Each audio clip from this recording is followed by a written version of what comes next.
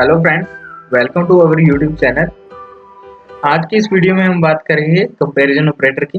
ये comparison operator क्या होते हैं और किस तरीके से हम इसे यूज़ करते हैं। कंपैरिजन ऑपरेटर बेसिकली हम दो वैल्यूज़ को कंपेयर करने के लिए काम में लेते हैं। जब भी हम कंपैरिजन ऑपरेटर यूज़ करेंगे तो इसका रिजल्ट हमें ट्रू या फॉल्स इन दो वैल्यूज़ में मिलता है। ट्रू का बेसिकली मीन होता है 1 और फॉल्स का एम्प्टी होता है, मतलब फॉल्स में हमें कोई भी वैल्यू आउटपुट में नहीं मिलती है। अब हम बात करते हैं इक्वल ऑपरेटर की। इक्वल ऑपरेटर में हम डबल इक्वल यूज करते हैं। इसमें हम चेक करते हैं कि राइट साइड की वैल्यू है वो लेफ्ट साइड वैल्यू के इक्वल है या नहीं है। अगर यह इक्वल होती है तो हमारे पास ट्रू रिटर्न होता है, अदरवाइज हमारे पास फॉल्स रिटर्न होता है। अब देखते हैं आइडेंटिकल ऑपरेटर। इसको हम ट्रिपल इक्वल से यूज करते हैं। इसके अंदर भी हम सेम चीज करते हैं कि हम चेक करते हैं कि इन दोनों वेरिएबल की वैल्यू सेम है या नहीं है। अगर यह वैल्यू सेम होती है और इन दोनों वेरिएबल्स का डेटा टाइप सेम है, इट मीन्स दोनों वेरिएबल्स अगर इंटीजर फॉर्म में या दोनों वेरिएबल स्ट्रिंग फॉर्म में, तो दोनों का डेटा टाइप अगर सेम होगा तो हमें आउटपुट में ट्रू मिलेगा। अदरवाइज अगर वैल्यू सेम है दोनों की, अगर x की वैल्यू 5 है और y की वैल्यू भी 5 है, पर हमने y की वैल्यू को एज ए स्ट्रिंग ले रखा है और x की वैल्यू को न्यूमेरिक ले रखा है, तो अगर हम यह ऑपरेटर यूज करते हैं तो हमें वैल्यू फॉल्स मिलेगी। अगर दोनों डेटा टाइप इंटीजर है या स्ट्रिंग है, तब ये इस ऑपरेटर को यूज करते हैं तो हमें वैल्यू ट्रू मिलती है। अब देखते हैं नॉट इक्वल। इसमें एक्सक्लेमेशन और इक्वल ये दो साइन यूज करते हैं। बेसिकली एक्सक्लेमेशन का मीन होता है नॉट। पीएचपी में हम इसे नॉट के अकॉर्डिंग यूज करते हैं, इसलिए हम इसे नॉट इक्वल बोलते हैं। इसमें हम चेक करते हैं कि यह वैल्यू इन दोनों के इक्वल ना हो, तो इसमें हम x वेरिएबल को नॉट इक्वल टू $y करते हैं। अगर यह इसके इक्वल नहीं होगी तो वैल्यू हमारे पास ट्रू आएगी, अदरवाइज फॉल्स आएगी। अगर ये दोनों वैल्यू इक्वल होती है तो हमारे पास फॉल्स रिटर्न होगा। अब बात करते हैं नॉट इक्वल। लेस देन और ग्रेटर देन एक साथ यूज करते हैं, यह भी नॉट इक्वल के लिए यूज होता है। इसके अंदर भी हम सेम चीज देखते हैं कि दोनों वैल्यू, दोनों जो वेरिएबल हैं या दोनों जो वैल्यू हमने लिए, वो दोनों वैल्यू इक्वल है या नहीं है। अगर इक्वल होती है तो हमारे पास फॉल्स आता है, अगर इक्वल नहीं होती है तो हमारे पास ट्रू आता है। अब देखते हैं नॉट आइडेंटिकल ऑपरेटर। इसमें एक्सक्लेमेशन मार्क्स के साथ हम डबल इक्वल यूज करते हैं। इसके अंदर भी हम यह चेक करते हैं कि वैल्यू इक्वल ना हो। जब भी x वेरिएबल की वैल्यू y के इक्वल नहीं होगी, और इसमें साथ में x वेरिएबल और y वेरिएबल इन दोनों के डेटा टाइप भी सेम नहीं होने चाहिए। दोनों की वैल्यू भी सेम नहीं होनी चाहिए और डेटा टाइप भी सेम नहीं होनी चाहिए, तभी इसकी वैल्यू हमारे पास ट्रू आएगी, अदरवाइज फॉल्स आएगी।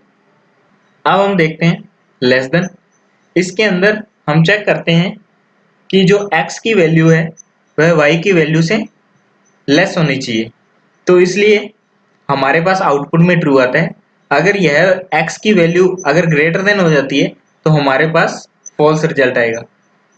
अब देखते हैं ग्रेटर देन ऑपरेटर।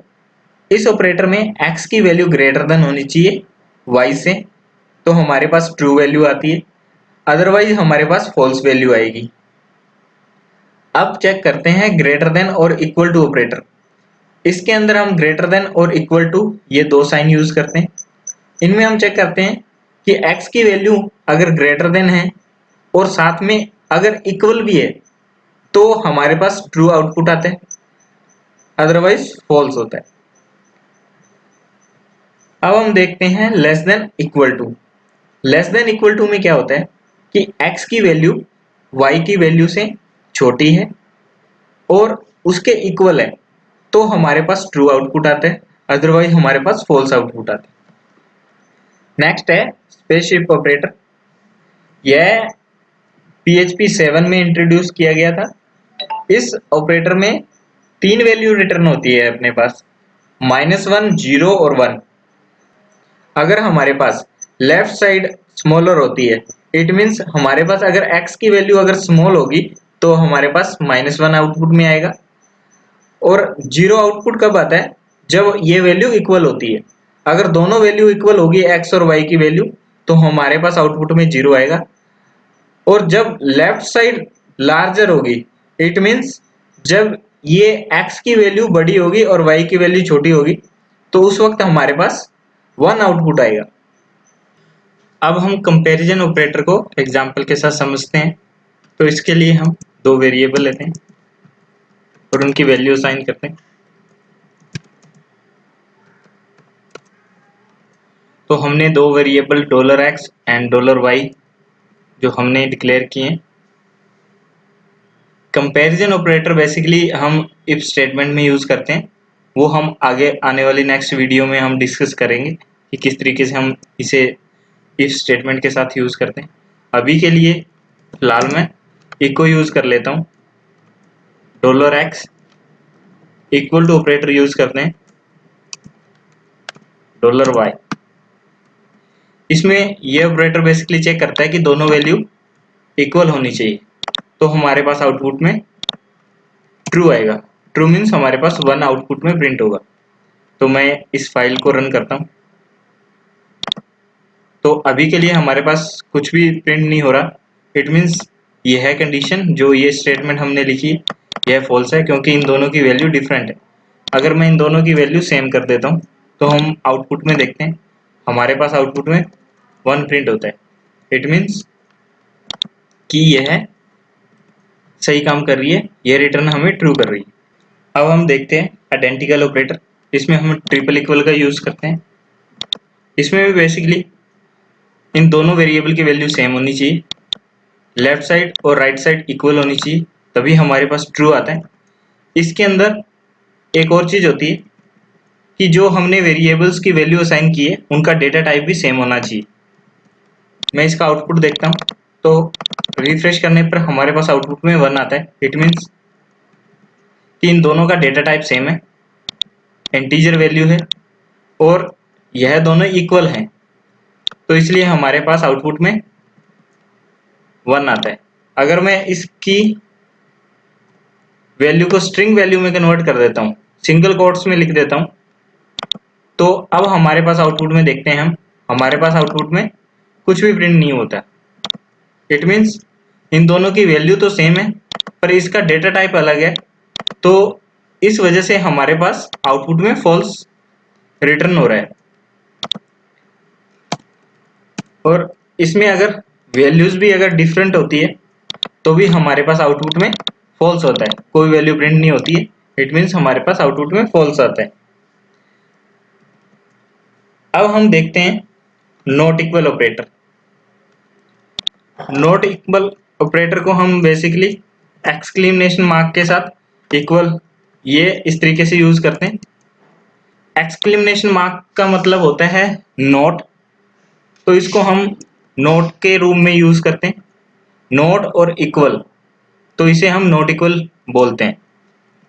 इसके अंदर क्या होता है कि जो $x की वैल्यू है वो $y वैल्यू के इक्वल नहीं होनी चाहिए, तभी हमारे पास आउटपुट में ट्रू आता है।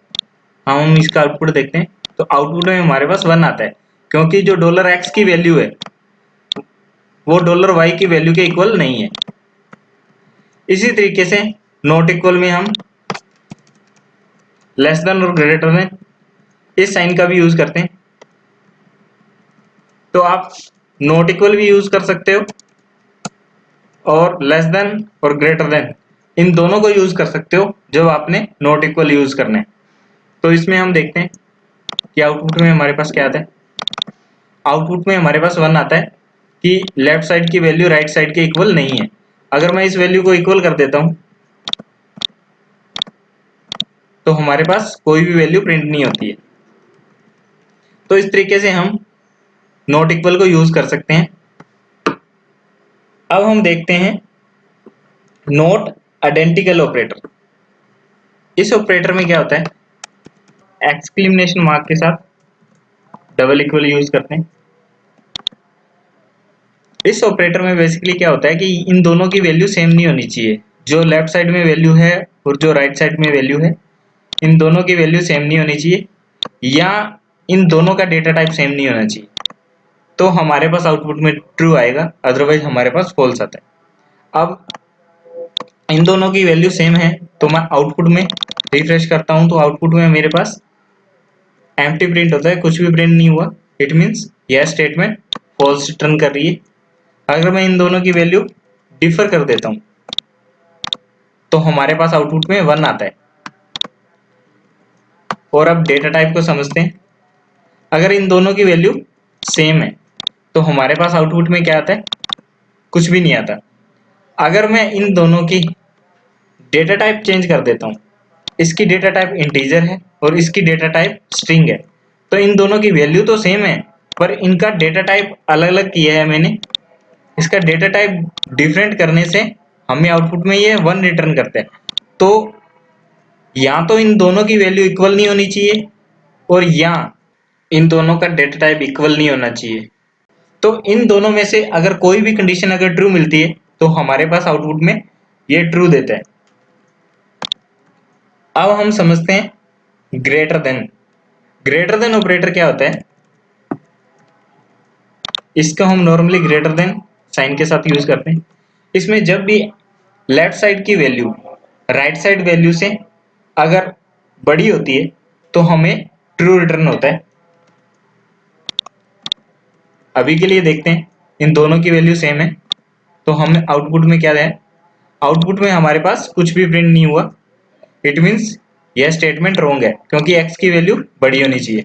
अगर x की वैल्यू हम बड़ी करते हैं तो आउटपुट में देखते हैं तो आउटपुट में हमारे पास 1 रिटर्न होता है। इसी तरीके से अगर हम x की वैल्यू स्मॉल लेते हैं और y की वैल्यू हम बड़ी लेते हैं तो आउटपुट में हम देखते हैं कि हमें कुछ भी नहीं मिलता। इट मीन्स जब भी आप ग्रेटर देन ऑपरेटर यूज करोगे तो उसमें जो लेफ्ट साइड की वैल्यू है वो बड़ी होनी चाहिए, तभी हमारे पास ट्रू रिटर्न होगा। अब देखते हैं लेस देन। लेस देन में जो राइट साइड की वैल्यू है वो बड़ी होनी चाहिए और जो लेफ्ट साइड की वैल्यू है वो छोटी होनी चाहिए। तो हम इसका आउटपुट देखते हैं तो आउटपुट हमारे पास 1 आ रहा है क्योंकि जो y की वैल्यू है वो $x की वैल्यू से बड़ी है। इसी तरीके से अगर हम $y की वैल्यू स्मॉल कर देते हैं $x से तो आउटपुट में हमारे पास कुछ भी प्रिंट नहीं होता। तो इस तरीके से हम लेस देन और ग्रेटर देन इन दोनों ऑपरेटर को यूज कर सकते हैं। अब 2 ऑपरेटर और आते हैं, वो भी इन दोनों की तरह सेम होते हैं, जैसे ग्रेटर देन और इक्वल टू। इसमें बेसिकली क्या होता है कि जो $x की वैल्यू है वो $y से बड़ी होनी चाहिए जो हमने ग्रेटर देन ऑपरेटर में किया था। और उसी के साथ में अगर वह वैल्यू इक्वल भी है, अगर $x की वैल्यू $y की वैल्यू के इक्वल भी है तो भी हमारे पास आउटपुट में ट्रू रिटर्न होता है। अब देखते हैं, हमारे पास आउटपुट में 1 आ रहा है। अगर मैं इसकी वैल्यू 10 कर देता हूं, दोनों की वैल्यू इक्वल है तो हमारे पास रिटर्न 1 होता है। तो इट मीन्स यह अभी भी अपने को ट्रू रिटर्न कर रहा है। तो जब भी यह वैल्यू बड़ी होगी लेफ्ट साइड वाली और इक्वल होगी तो हमारे पास ट्रू रिटर्न होगा। अगर मैं इसकी वैल्यू बड़ी करता हूं तो हमारे पास कुछ भी प्रिंट नहीं होता। इट मीन्स जब y की वैल्यू बड़ी हो जाएगी तो यह स्टेटमेंट रॉन्ग हो जाएगी, तो हमारे पास फॉल्स रिटर्न करेगा, मतलब एम्प्टी स्ट्रिंग रिटर्न करता है, कुछ भी प्रिंट नहीं करता। अब इसी को लेस देन इक्वल टू के साथ देखते हैं। इसके अंदर बेसिकली क्या होगा, जब y की वैल्यू बड़ी होगी या दोनों वैल्यू इक्वल होगी तभी स्टेटमेंट ट्रू होगी। अदरवाइज अगर x की वैल्यू बड़ी होती है तो स्टेटमेंट फॉल्स मानी जाएगी। अब इसका आउटपुट देखते हैं, हमारे पास 1 आ रहा है क्योंकि जो y की वैल्यू है वो x की वैल्यू से बड़ी है। अगर दोनों की वैल्यू हम सेम लेते हैं तो भी हमारे पास ट्रू ही रिटर्न हो रहा है। अगर हम x की वैल्यू बड़ी ले लेते हैं तो हमें आउटपुट में कुछ भी प्रिंट नहीं होता, तो यह स्टेटमेंट फॉल्स हो जाती है। इस तरीके से लेस देन इक्वल टू और ग्रेटर देन इक्वल टू हम यूज करते हैं। अब हम बात करते हैं स्पेसशिप ऑपरेटर की। इसके अंदर लेस देन, फिर इक्वल टू, फिर ग्रेटर देन, इस तरीके से हम इस साइन का यूज करेंगे। इसमें हमारे पास 3 वैल्यू रिटर्न होती है। हमारे पास 1 प्रिंट होता है। जब लेफ्ट साइड वाली वैल्यू बड़ी होती है तो हमारे पास 1 प्रिंट होता है। अगर मैं इस वैल्यू को बड़ी कर देता हूँ, राइट साइड वाली वैल्यू को बड़ा कर देता हूँ, -1 प्रिंट होता है। और जब इन दोनों की वैल्यू सेम होती है तो हमारे पास 0 प्रिंट होता है। तो इस तरीके से हम इस ऑपरेटर से हम 3 वैल्यू गेट कर सकते हैं, तीनों चीजों को चेक करवा सकते हैं कि वह वैल्यू बड़ी है, छोटी है या इक्वल है। इस तरीके से हम स्पेसशिप ऑपरेटर का यूज कर सकते हैं। इस वीडियो में हमने देखा कि कंपैरिजन ऑपरेटर कौन कौन से होते हैं और किस तरीके से हम इसको यूज करते हैं। आगे आने वाली वीडियो में हम इन ऑपरेटर को हम अपनी इफ स्टेटमेंट के साथ यूज करेंगे। वहां पे हमें डिटेल से इस चीज को जानने को मिलेगा कि किस तरीके से यह स्टेटमेंट काम करती होती है, किस तरीके से हमारे पास वैल्यू रिटर्न होती है और इस चीज को हम किस तरीके से अपने प्रोजेक्ट में इम्प्लीमेंट करते हैं।